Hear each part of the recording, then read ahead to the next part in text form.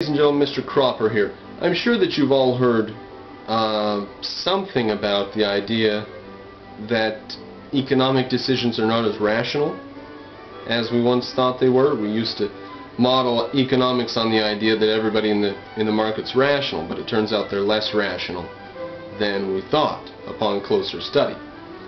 I want to make hash of that crap. Now, I have to say, first of all, this is an epiphany that's sort of been brought on by the statement made by Richard Salzman. He says that the administration in the 1920s in America adopted, and here's where I quote verbatim, "the fallacy that stock prices can get too high," end quote. The fallacy that stock prices can get too high.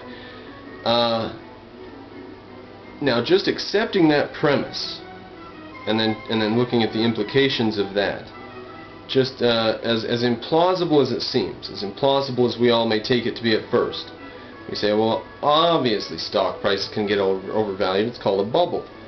But for the government to take that view and to say that the prices are too high and then therefore it needs to act on this, that's a fallacy. To say that the stock prices are too high is a fallacy. So how is that? Now, the things that they point out in these books, I don't even care to look up the authors. I don't want you to go buy their books or anything because it's tripe.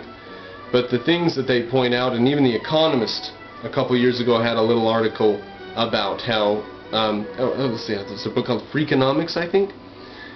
That might not be on this related subject. But their whole thesis is that rather than a whole group of rational people who are making rational decisions, we actually have a lot of people who are just partially informed, some of them making irrational or emotional decisions, and so we cannot count on the rationality of the market. Well, there is a man named Adam Smith who wanted to understand what's going on with this prosperity thing. Some countries are more prosperous than others. And he looked into it, and when he got done he said, you know, in spite of what you might think on the surface of it, actually, if you just leave everything be, people are acting in a rational way, and in the long term it'll turn out better.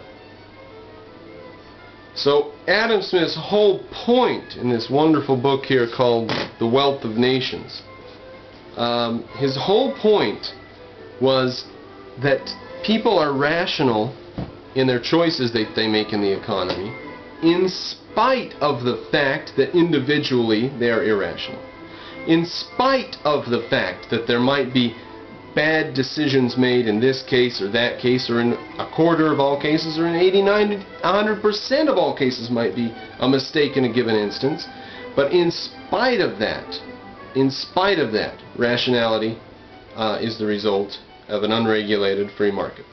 So this idea that that the people in the economy are really not as rational as we thought, and that we need to revise theories according to this new nonsense of tripe, is reminiscent of all the kinds of weird theories they were coming up with in the early 1900s and the late 1800s. They were coming up with weird theories like we've got to go off the gold standard in order to get people to create jobs and wealth. Now here's how they thought. They knew going off the gold standard creates inflation. Now if the money's inflating, you're going to want to spend it. You want to go get rid of your money as quick as possible because you want to get something for it that's valuable before the price of that goes up and you have to pay more. So get rid of your money. So they thought if they could institute basic inflation in the economy, get people to constantly be wanting to spend their money, then people spend their money, consume stuff, then the factories have to make more. They open up new factories or start new jobs to make more stuff for the people who are constantly consuming. Actually, it works the other way around. You have to produce stuff before you can consume, and inflation harms an economy by preventing people from saving and creating productive efforts. They just consume that short term, and it actually destroys wealth. Consumption destroys wealth, in case the definition isn't obvious from the word. So the whole point that Adam Smith made, and do you know when he published this baby? When did he publish this baby? Do you know? Holy moly! the same year that Thomas Jefferson signed the Declaration of Independence, Adam Smith wrote this beauty, or published this beauty. And they still haven't gotten the clue, and now they think they've discovered a fact that Adam Smith was never privy to. And really, they've stepped back before Adam Smith's time. If they read Adam Smith's book, he would answer their question.